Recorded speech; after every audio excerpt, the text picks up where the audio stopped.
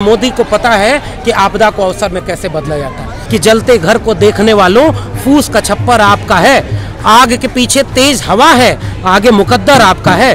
उनके कत्ल पे मैं भी चुप था, मेरा नंबर अब आया, मेरे कत्ल पे आप भी चुप हो, अगला नंबर आपका है। ये जो आपके चैनल है ना, ये वो चैनल हैं जिनमें जमहूरियत की खबरें हैं, जिनमें यह सच है कि इस देश में क्या सच है खबर में और क्या देखना चाहिए। कि ज्योतिष विज्ञान सबसे बड़ा विज्ञान है, गाय गोबर गौमूत्र में सारा विज्ञान है, बादल के आने से रडार काम नहीं करता, नाली के गैस से हम चाय बनाते थे, ये सारी चीजें किसके लिए हैं? काश ये कटीले तार और कीले सरहदों पर होती तो चाइना आपके उन्हीं किसान के बेटे जो सैनिक हैं उनकी हत्याएं न करता, आपकी जमीनें न हड़प लेता, और उसके लिए एक झूठे एंकर को बैठ करके वो न पता होता कि पुलवामा कब होने वाला है और उससे भाजपा को कितना फायदा होने वाला है और वो चुनाव जीत जाएगी। मैं तो एक चीज सोचता हूं कि अगर इंदिरा गांधी आज होती तो पछतावा होता कि हमने नाहक घोषित इमरजेंसी लागू कर दी इस देश में, क्योंकि आज के हुक्मरान बिना इमरजेंसी लागू किए हुए इमरजेंसी लागू करने से कई गुना ज्यादा दमन करने में कामयाब हो रहे। उसने जीवन भर इस देश की जमहूरियत को मजबूत करने में अपनी भूमिका निभाई। उन छात्रों को, उन प्रोफेसरों को देशद्रोही बना करके जेल में डाला गया है और कोई बोलने वाला नहीं है। आज के हुक्मरान बिना इमरजेंसी लागू किए हुए इमरजेंसी लागू करने से कई गुना ज्यादा दमन करने में कामयाब हो रहे हैं।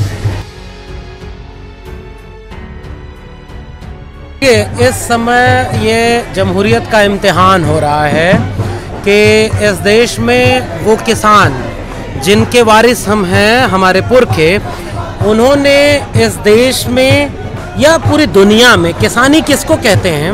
बंजर जमीन को उपजाऊ बनाने वाले लोग, इस जमीन में खरपतवार जो हो, कंटीले नुकीले तार हैं, कांटे हैं, उनको निकाल करके वहाँ लहलाती फसलें, उनके फूल खिलाने वाले लोग, जिन्होंने इस दुनिया में भूखे पेटों को रोटी दी है, उन्हें अच्छे से पता होता है कि कौन सी चीज़ उनके खेत को, उनकी फसल को, उनके वजूद को नुकसान पहुंचाती है, वो उन्हें किनारे करते हैं और लहलाती फसलों से इस दुनिया को चलाते हैं। आज 70 साल बाद जिस वक्त इस देश में सड़कों के गड्ढे भर करके सरहदों पर कंटीले तार और नुकीली कीले लगाने का काम करना था जिन्हें, वो लोग उन्हीं किसानों के रास्ते में सड़कें खोद करके गड्ढा बना रहे हैं, उन्हीं किसानों के रास्ते में कीले लगा रहे हैं, कंटीले तार बिछा रहे हैं। काश ये कंटीले तार और कीले सरहदों पर होती तो चाइना आपके उन्हीं किसान के बेटे जो सैनिक हैं उनकी हत्याएं न करता, आपकी जमीनें न हड़प लेता, और उसके लिए एक झूठे एंकर को बैठ करके वो न पता होता कि पुलवामा कब होने वाला है और उससे भाजपा को कितना फायदा होने वाला है और वो चुनाव जीत जाएगी। इस देश में देश चल कैसे रहा है, ये सवाल पूछने का वक्त है। तो हम जिस दौर में हैं, यहाँ एक नाम है कि हम लोकतंत्र में जी रहे हैं, लेकिन असल में क्या हो रहा है? मैं तो एक चीज सोचता हूं कि अगर इंदिरा गांधी आज होती तो पछतावा होता कि हमने नाहक घोषित इमरजेंसी लागू कर दी इस देश में, क्योंकि आज के हुक्मरान बिना इमरजेंसी लागू किए हुए इमरजेंसी लागू करने से कई गुना ज्यादा दमन करने में कामयाब हो रहे हैं। इस देश में छात्र आज देशद्रोही होने के ठप्पे के साथ जेल में है। प्रोफेसर हनी बाबू, प्रोफेसर आनंद तेलतुंबड़े, गौतम नवलखा, वरवर राव, सुधा भारद्वाज, ये सारे लोग आतंकवादी लोग नहीं थे। ये कोई प्रोफेसर है, कोई वकील है, कोई सामाजिक कार्यकर्ता है, कोई साहित्यकार है। उसने जीवन भर इस देश की जमहूरियत को मजबूत करने में अपनी भूमिका निभाई। उन छात्रों को, उन प्रोफेसरों को देशद्रोही बना करके जेल में डाला गया है और कोई बोलने वाला नहीं है। छात्रों ने लड़ाई लड़ी तो अर्बन नक्सल कहा गया, प्रोफेसरों ने लड़ाई लड़ी तो टुकड़े टुकड़े गैंग, सामाजिक कार्यकर्ताओं को टुकड़े टुकड़े गैंग, मुसलमान लड़ने आया तो पाकिस्तानी, और आज किसानों को खालिस्तानी। तो आप अपनी बारी का इंतजार कर रहे हैं। जब छात्र विश्वविद्यालय में लड़ रहे थे, जेएनयू कैंपस जामिया में घुस करके उनके ऊपर मारा जा रहा था नकाब पहन करके, और आप चुपचाप टीवी पर डिबेट देख रहे थे कि जेएनयू में सब आतंकवादी बैठ करके पढ़ते हैं। डीयू में जब हम लड़ रहे थे कि यहाँ शिक्षकों की नौकरी खतरे में है, शिक्षकों के और छात्रों की नई शिक्षा नीति लागू की जा रही है, पूरे देश से शिक्षा को बर्बाद किया जा रहा है, तब आप चुपचाप टीवी डिबेट देख रहे थे। आपको हिंदू मुस्लिम एजेंडे में मजा आ रहा था, आप ये समझ रहे थे कि मुसलमानों को ठिकाने पर लगा रहा है, भले मोदी हमें कुछ नहीं दे रहा, तो आप तो बड़े खुश हो रहे थे। देखिए नंबर आपका भी आ गया। इसलिए नवाज देवबंदी का वो शेर हमेशा याद रखना चाहिए कि जलते घर को देखने वालों फूस का छप्पर आपका है, आग के पीछे तेज हवा है, आगे मुकद्दर आपका है। उनके कत्ल पे मैं भी चुप था, मेरा नंबर अब आया, मेरे कत्ल पे आप भी चुप हो, अगला नंबर आपका है। तो छात्रों के मसले पर तो आप नहीं बोले, शिक्षा बर्बाद कर दी। इसी पेंडेमिक के समय में नई शिक्षा नीति लागू करके स्कूल और डिग्री कॉलेज बंद किए जाएंगे। 45 लाख डिग्री कॉलेज हैं और अगले 20 साल में 15,000 डिग्री कॉलेज कर दिए जाएंगे बंद करके, मर्ज करके। स्कूलों को जहां छात्र कम होंगे वहां स्कूलों को बंद करके वहां पर क्या किया जाएगा कि वहां मेटा स्कूल बनाए जाएंगे। तो इसका मतलब क्या है? इसका मतलब यह है कि अब आपके बच्चों को शिक्षा नहीं मिलेगी। तो शिक्षा आपके हाथ से गई, रोजगार आपके हाथ से गया, तो फिर बचा क्या? हिंदू युवा वाहिनी बचेगी, बजरंग दल बचेगा, विश्व हिंदू परिषद बचेगा और राष्ट्रीय स्वयंसेवक संघ बचेगा। जो गाय गोबर गौमूत्र के नाम पर विश्वविद्यालय बर्बाद होंगे, स्कूल बर्बाद होंगे, तो आपको ये समझाने में कामयाब हो जाएंगे कि ज्योतिष विज्ञान सबसे बड़ा विज्ञान है, गाय गोबर गौमूत्र में सारा विज्ञान है, बादल के आने से रडार काम नहीं करता, नाली के गैस से हम चाय बनाते थे। ये सारी चीजें किसके लिए हैं? आपको तय करना है। आप जो तब नहीं बोले, अब तो बोलो।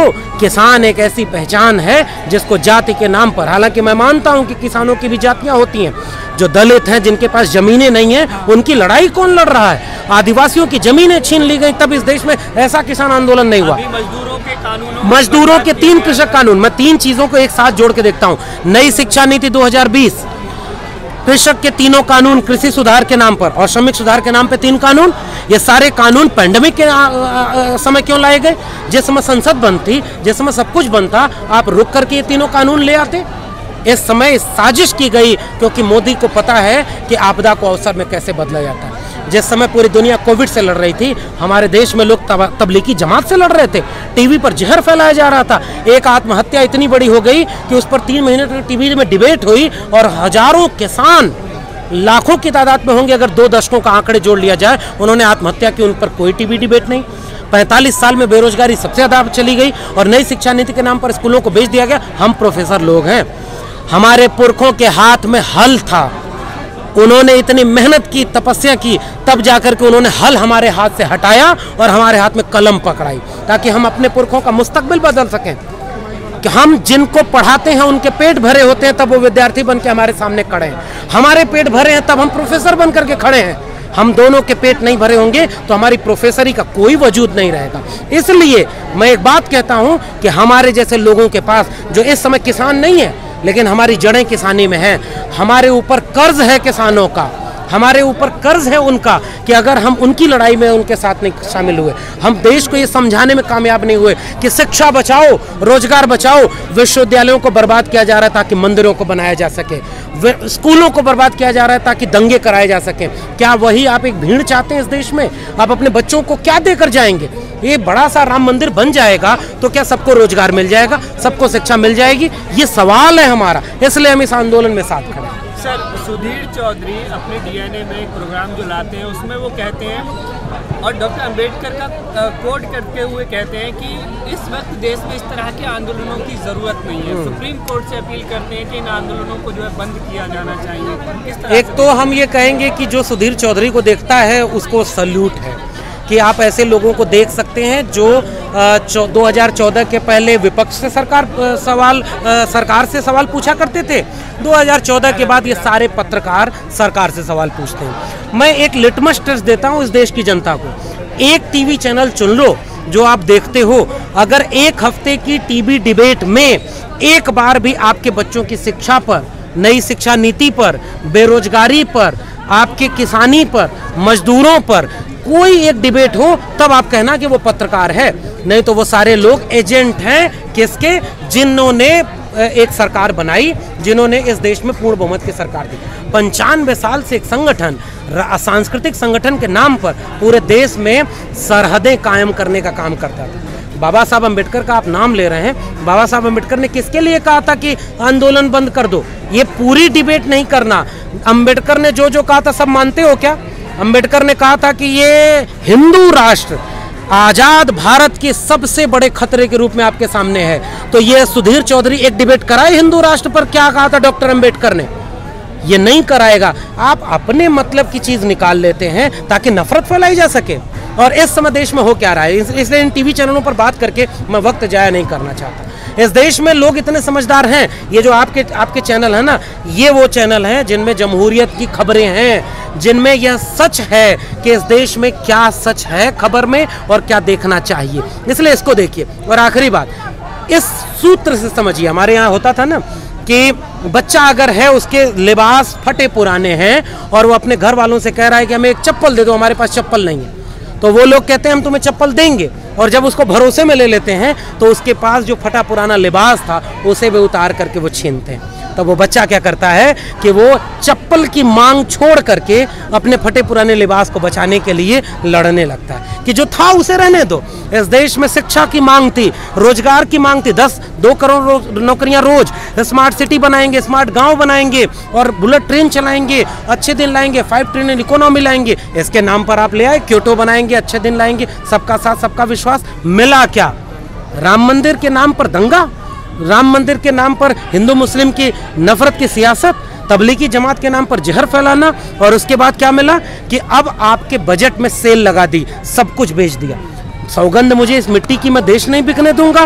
तो फिर क्या किया, किसानों ने बड़ा अच्छा एक पोस्टर लगाया है, एक ट्रैक्टर बनाया है, और उस ट्रैक्टर में कह रहे हैं कि इसके मालिक ने इसके मालिक को भरोसा किया था कि मैं इस ट्रैक्टर को बिकने नहीं दूंगा, तो इसने क्या किया, हैंडल अलग बेच दी, पहिया अलग बेच दिया, और उसके बाद उसका इंजन अलग बेच दिया, और ट्रैक्टर का ढांचा वैसा का वैसा बना। इस देश में क्या वैसा ही ढांचा आप छोड़ के जाना चाहते हैं? ये सवाल है। इसलिए असली मुद्दों से ध्यान भटकाया जा रहा है।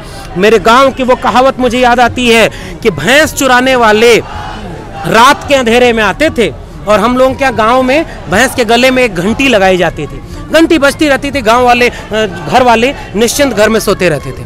तो चोर आते थे, तो जब अंधेरे में भैंस को निकालते थे तो एक गले का घंटी निकाल करके चोर उत्तर दिशा में भागता था, और भैंस लेकर के बाकी चोर दक्षिण दिशा में भागते थे।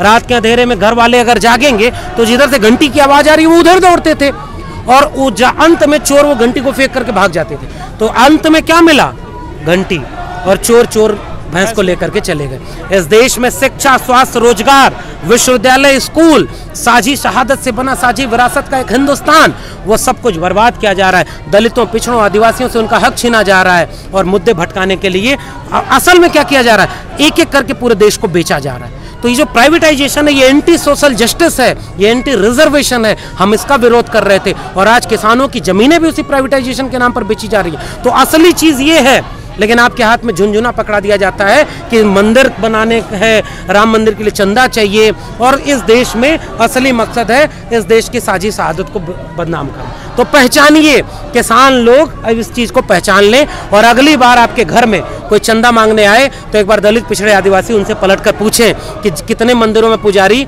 दलित, पिछड़े, आदिवासी हैं। महिलाएं कितने मंदिर में जाकर के पुजारी बन सकती हैं? मंदिरों का चंदा किसके पास जाता है? इतना अरबों रुपए का मंदिरों का व्यापार है, इसका पूरा कोई राष्ट्रीय संपत्ति क्यों नहीं घोषित करते हो? अरे भाई, भगवान वही रहेंगे, भगवान तो वही रहेंगे ना मंदिर में, तो उस मंदिर को राष्ट्रीय संपत्ति घोषित कर दो। जिसको मंदिर में जाना होगा वो मंदिर में जाएगा, और जिसको मंदिर में वो सारा काम करना हो, क्योंकि सरकार चुनता है आदमी स्कूल और विश्वविद्यालय बनाने के लिए, हॉस्पिटल बनाने के लिए। चुनी हुई सरकार अगर जमहूरियत में मंदिर, मस्जिद बनवाने लगे तो उस जमहूरियत के अंतिम दिन आ गए हैं। इसलिए ये लड़ाई अपने वजूद की लड़ाई है, जमहूरियत को बचाने की लड़ाई है। दिल्ली में एक बॉर्डर बना दी गई है, दूसरे देश की सीमाएं बनाई जाती है, इसका क्या कहना चाहेंगे? दिल्ली में देखिए, सरहदें मिटाई जाती हैं ताकि एक देश के भूगोल को एक देश बनाया जा सके, उसमें लोगों को आपस में एक दूसरे से जोड़ा जा सके। सरहदें तो दूसरी तरफ होती हैं। जब अपने ही देश के नागरिकों के सामने सरहदें बनाई जाने लगें तो नागरिकों को सोचना होगा कि आपके बीच कोई खाई पैदा कर रहा है, उसके खिलाफ खड़े होइए, वरना फिर आपके लिए साझा कुछ नहीं बचेगा, सब टुकड़े हो जाएंगे, और टुकड़ों को तोड़ना हमेशा आसान रहता है। चैनल को लाइक, शेयर एंड सब्सक्राइब करें और बेल आइकन दबाना ना भूलें।